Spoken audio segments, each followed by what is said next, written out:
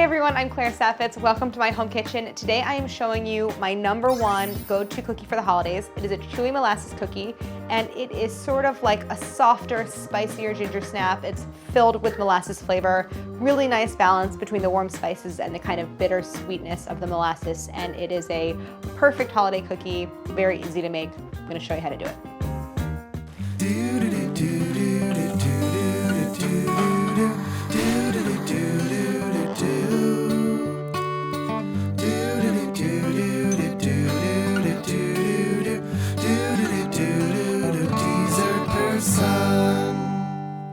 When I find a cookie recipe that I really love, I hold on to it really tight because for me it's rare. And this is definitely one of those recipes. It's like I don't like to decorate cookies really. So I am always looking for a cookie that naturally looks really beautiful and is photogenic and doesn't require a lot of fuss. And I feel like this is one of them. They have a beautiful, almost like amber tint because of the molasses. And I cover them in raw sugar. And as they bake, they get this natural crackled texture, and they are beautiful, so tasty. It's really based on a cookie that my mom made when I was a kid that was very similar, just like a super chewy, soft, delicious cookie. And what was important to me about this recipe is that it had a really specific balance between the spices and the other kind of brown sugary flavors in the cookie. So it's a really dialed in amount of spice, and I'm going to talk about what I add to it. What's going on with your vanilla? People want to know. Oh, the wonderful ladies at Hey Lala sent me this vanilla. And I used a lot of it to top off my homegrown vanilla. But then I had a different food service vanilla that I've been using for recipe testing because I like to save the good stuff for my home baking projects. And I use a more middle of the road vanilla for testing. The longer that sits, the better. So I'm just going to use up the vanilla extract as I have it. In terms of special equipment, I put it together in a stand mixer. You could do it by hand. It's very doable. It's a soft batter, but the stand mixer is very, very fast and easy. Hand mixer is fine. It's helpful to have a scoop, always nice for cookies, or a scale if you want to make sure you are portioning evenly, and then some room baking sheets for baking. Ingredient-wise, this is really a pantry-focused recipe. So I have all-purpose flour, kosher salt, baking soda, ground clove, ground allspice, ground black pepper, a really interesting, nice spice to add to some of your sweet baking. Ground ginger, melted unsalted butter that's cooled, molasses. This is regular molasses, not blackstrap, just the stuff you find at the grocery store in the little grandma brand jar. 2 large eggs, dark brown sugar, vanilla extract, apple cider vinegar, kind of a little secret ingredient, and raw or demerara sugar for baking. First step I'm going to do is to mix my dry ingredients. I have my bowl and my whisk, starting with all-purpose flour. This is 3 1/4 cups. Next, I'm adding a tablespoon of baking soda, not powder. Soda is very important in cookie making because it contributes to the browning and the spread of the cookies. Then I'm going to add my spices. I'm using a mixture of ground ginger, ground allspice, black pepper, and ground clove. It's a pretty clove-forward recipe. Ground clove is very, very strong. I love the flavor, but it can be overpowering. It's really well balanced with everything else, and I think the result is this kind of all-over warming, tingly, spicy sensation when you eat them. So 2 1/2 teaspoons of ground ginger. This is a container of ground ginger that I just opened, and it's actually quite spicy, which I like. If you have really old spices, I suggest replacing them for this recipe. Ground ginger in particular can go from being really pungent to being sort of tasteless really quickly. Okay, so I have my pepper grinder, and you can adjust the grind. So I have it on the finest grind, and I usually just like grind right into my hand, and you can measure it or not. It really gives this nice spiciness that cuts through the other ingredients. You can use black pepper in a sweet recipe. Allspice, a wonderful, wonderful ingredient. Then a 1/2 teaspoon of kosher salt. And the last ingredient is the last spice I should say, is ground clove. And that is a 1/4 teaspoon. It goes a long way, and often in a recipe I'll use even less, more like an 1/8 of a teaspoon. So that amount, even though it's less than the other spices, it's so strong but it really does kind of come to the forefront. Whisk all of that together. That's the only prep in the recipe. After that, we move right into putting together the cookie dough. So grab your mixer. I have 1.5 sticks of unsalted butter that I melted and now it is cooled, so you can see it's solidified. But even though it's room temp, it's not quite the same as using room temp butter that hadn't been melted. Melted butter in cookies, as you'll know if you caught our chocolate chip episode, melted butter in cookies adds to a chewier texture. Then I'm gonna add my dark brown sugar. I don't use dark brown sugar a lot in baking because there's so much molasses. It tends to give things almost like a grayish purple color, which might sound crazy, but in this case, I'm adding even more molasses and then the whole thing actually turns this really pretty shade of deep brown. So dark brown sugar, I love the flavor. So turn this on and you wanna mix this together until you have a mixture that's nice and silky and smooth and a little bit lightened in color, but we're not going for fluffy. All right, I'm just gonna let this go for a sec. I'm gonna crack my eggs. I feel like I'm starting to get really good at the one-handed egg crack. Try it. Should I try it?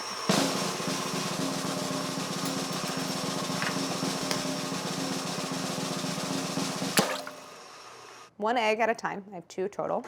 Again, room temp. So once the first is well incorporated, you can add the second.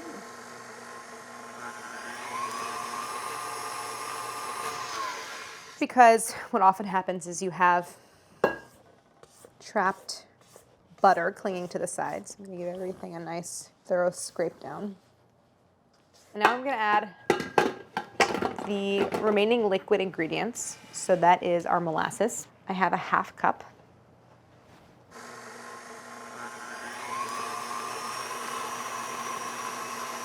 So now I'm adding my other ingredients, which is 2 teaspoons of apple cider vinegar. And it is that extra acidity that helps the cookies to have the texture that I want, which is soft and chewy. And then 2 teaspoons of vanilla extract. So just stir that in. So then once you have everything smooth, I'm going to add the flour mixture. So the book says to add this gradually as it mixes in because it's just a lot of flour and I think it would like billow out of the bowl. This is just gonna mix into a really soft, somewhat sticky dough. That is correct. You didn't do anything wrong. This dough is done. It is quite soft. And it's really not in a state where you can form it in any way. Like it's just too sticky. I want to fold it a few times with the spatula to get it evenly mixed. I can see that there's some pockets down toward the bottom. So I'm going to do that. And then basically we just need to chill this. Chilling it allows the dough to set, the butter hardens, and it will become scoopable. I really like recipes where you can just divide up all the steps. You can mix the dough, leave it in the fridge for a couple days. You can freeze the dough. You can portion them into little balls and then you can freeze those and bake them whenever you want. So it's just very flexible. It's almost batter-like, not quite. So just make sure that it's really evenly mixed. So now obviously I want to chill it. This is not really in a state where I could form it into cookies.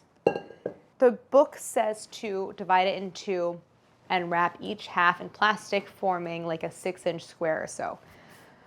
Because I'm trying to not do plastic, I might go a different route. I have my dough. It's just easier to divide it into 2 portions for working, but these are gonna go in the fridge. I'm gonna tell you for how long. Oh, at least an hour and up to a couple days. Beyond a couple days, you probably are gonna wanna freeze the dough because the longer it sits beyond 24 to 48 hours, sort of the like structure of the cookie tends to break down a little bit.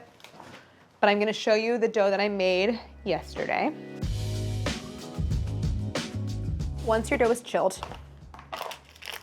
it becomes very firm. This is the texture at which we can scoop and roll it. So I'm gonna go with 1 ounce portions of dough. So 1 ounce is about 2 tablespoons. So then you want to work relatively quickly because the longer this sits out, the softer it'll get. So you want to roll it between your palms into something sphere-like. I lack the skill of like rolling something really spherical between your palms. I just sort of don't ever do it. I don't really know how to do it better. But whatever you can manage. And then what happens is the heat from your hands will warm the outside of the dough and get it a little shiny, a little sticky. And that's actually good because then it holds onto the sugar. And that goes right on the baking sheet. This reminds me of when I was a kid. Like, I remember my mom would make peanut butter cookies, made the same way, but rolled in granulated sugar. At some point, you might want to give your hands a warm water rinse just to like start fresh. All right, I have my 2 baking sheets, and I did space them out. So one good tip, if you're trying to maximize the area of your baking sheets, to stagger them. Instead of doing 3 across, I pulled the 3rd one down a little bit. And so I have 9 on each. Is that how many? Yeah. All right, so I'm gonna put them in the oven. 1 on the top rack, 1 on the bottom, and then they only bake for about 15 minutes, and I'm gonna rotate halfway through. Okay. Now that I said that, 12 to 14. Okay, so not even. And just keep in mind that these are gonna look shiny and like they're underdone, but they will set as they cool. And if you do want a crisper cookie with a little bit of crunch and not as much of a chew, keep them in longer.